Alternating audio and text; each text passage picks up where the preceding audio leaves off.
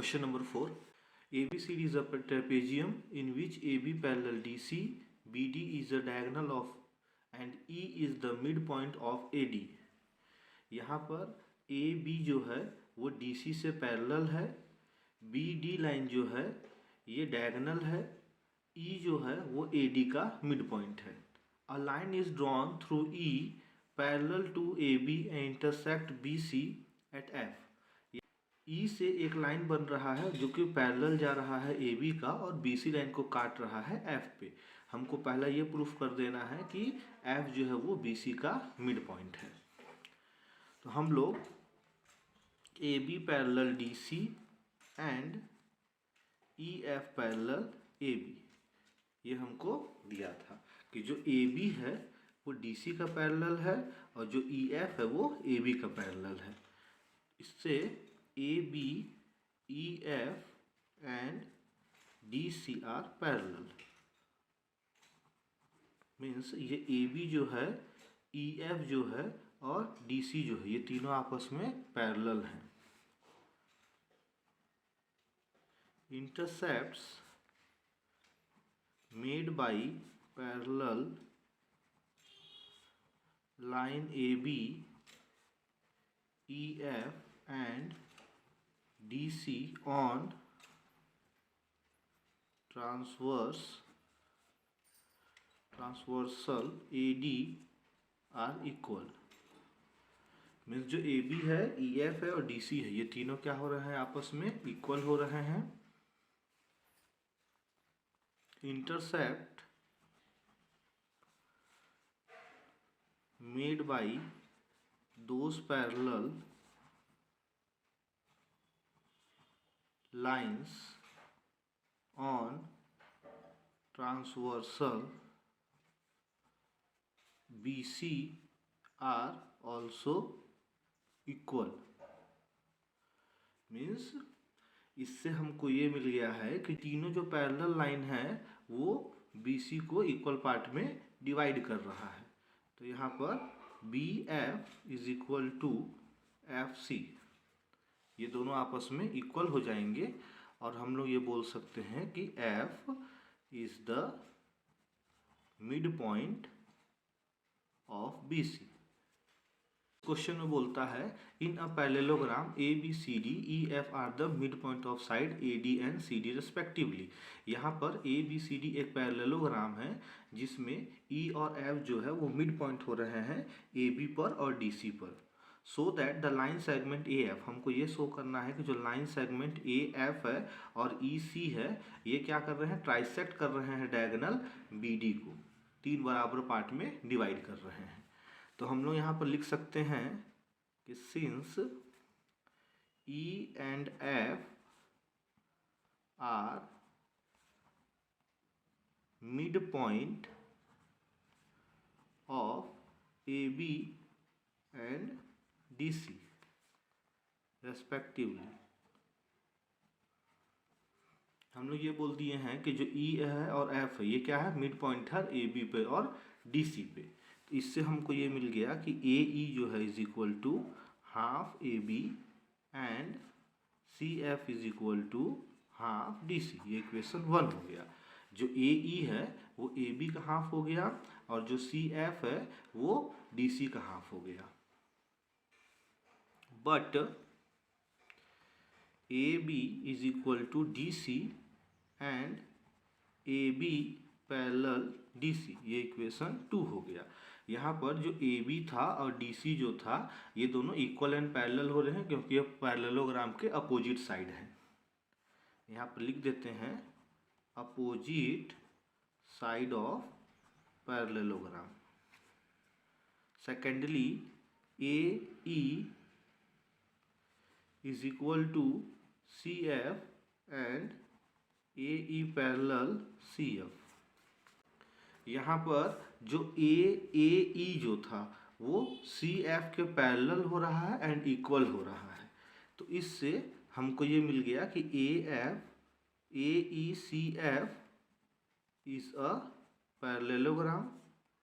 कैसे, तो one pair of opposite side is parallel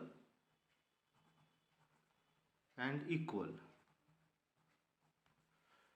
हम लोग को एक साइड पैरेलल एंड इक्वल मिल जाता है तो ये तीनों मतलब ये शेप जो है वो क्या हो जाएगा, पैरेललोग्राम हो जाएगा। अब in triangle B A P हम लोग बी ए और पी ये वाला ट्रायंगल ले लिए। इस ट्रायंगल में E is the mid point of A B, यहाँ और E Q is parallel A P.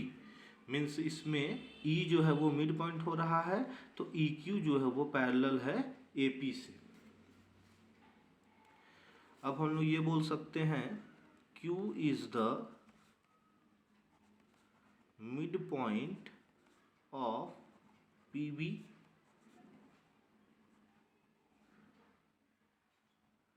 Converse of mid point theorem. Means अब यहाँ पे हम लोग ये बोल सकते हैं कि Q भी बोल सकते हैं कि Q जो है वो PB का मिड पॉइंट है converse of mid point theorem से। इसका मतलब कि हमको क्या मिल जाएगा, PQ is equal to QB मिल जाएगा।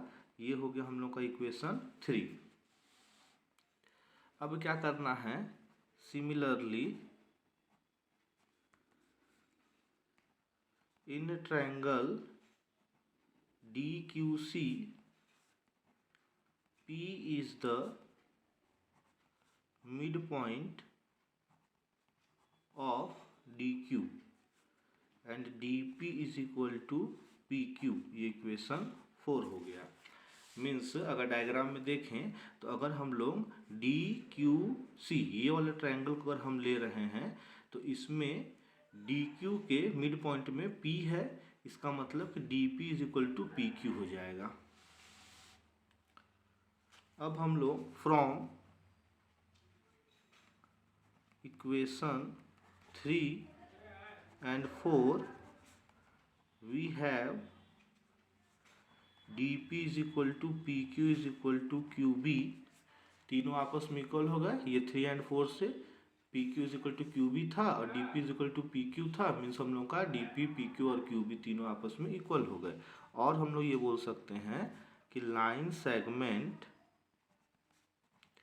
AF and EC trisect the diagonal BD। Next question था ABCD is a triangle right angle at C। ABCD एक ट्रायंगल है जो C पर 90 डिग्री बनाता है।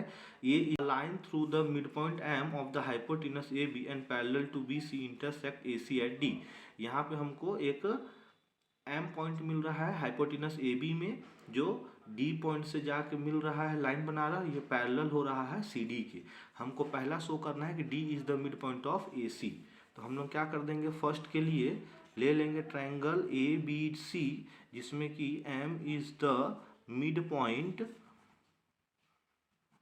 ऑफ AB, जिसमें कि एक ट्रायंगल ABC ले लिए, इसमें M जो है वो मिड पॉइंट हो रहा है AB पर। तो हम लोग यहाँ पर ये बोल सकते हैं कि BC is parallel DM and D is the mid point of AC। किससे हो जाएगा, तो converse of mid point theorem. यहाँ पे जो BC है वो DM के पैरेलल हो जाएगा और D क्या हो जाएगा, AC का मिड पॉइंट हो जाएगा। ये हम लोग को हो गया। सेकंड हम लोग को क्या करना था, सेकंड हम लोग का था कि MD इज परपेंडिकुलर AC, मतलब MD जो है वो AC पर परपेंडिकुलर है, ये प्रूफ करना है। हम लोग ये बता सकते हैं कि angle ADM is equal to angle ACB। किससे, तो करस्पॉन्डिंग एंगल्स से। हम लोग यहाँ पर बोल सकते हैं कि एंगल ADM ये वाला एंगल और ACB ये वाला एंगल, ये दोनों क्या हो जाएंगे, करस्पॉन्डिंग एंगल से इक्वल हो जाएंगे। तो हम लोग को angle ACM is equal to 90 degree है, क्वेश्चन में हमको गिवन था। मीन्स ACB, ACB ये 90 डिग्री है, ये क्वेश्चन में हमको गिवन था। तो हम लोग ये बोल सकते हैं कि angle ADM is equal to 90 degree हो जाएगा, और angle ADM plus angle CDM is equal to 180 degree. किससे? तो लीनियर पेयर से।